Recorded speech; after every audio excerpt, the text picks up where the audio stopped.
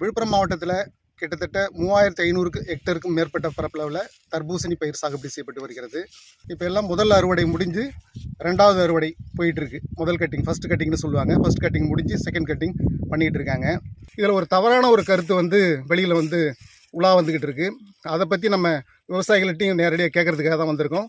அப்படி பார்க்கும்போது விவசாயிகள் நிறையா அவங்களுடைய சொன்ன கருத்துக்கள் விவசாயிகளுக்கே நம்ப முடியல. ஏன்னா விவசாயிகள் இதை யாருமே இந்த மாதிரி ஒரு தவறுகள் செய்கிறதுக்கான வாய்ப்புகளே கிடையாது அப்படின்னு சொல்லியிருக்காங்க.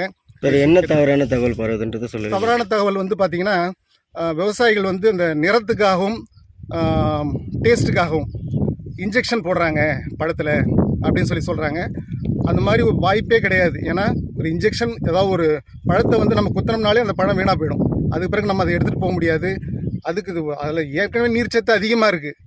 கலர் நேச்சுரலாக வருது. இப்போ வெட்டி காமிச்சோம், எவ்வளோ பிரைட் கலர் இருக்குது பாருங்கள். அதுக்கு மேலே கலர் அதுக்கு தேவையே இல்லை. அப்படி கலரையும் செலுத்தவும் முடியாது, பழம் வீணாக போயிடும். ஸோ இதை மக்களுக்கு தெரிஞ்சுக்கணும், மக்களிடையே விழிப்புணர்வு ஏற்படுத்தணும். இந்த தர்பூசணி பழத்தை எல்லோரும் வாங்கி விருப்பமாக சாப்பிடணும். அழுகிற குழந்தை கூட அழுகை நிறுத்திட்டு தர்பூசணி சாப்பிடுன்னு சொல்லுவாங்க. அந்த மாதிரி தர்பூசணி பிடிக்காதவங்க யாருமே கிடையாது.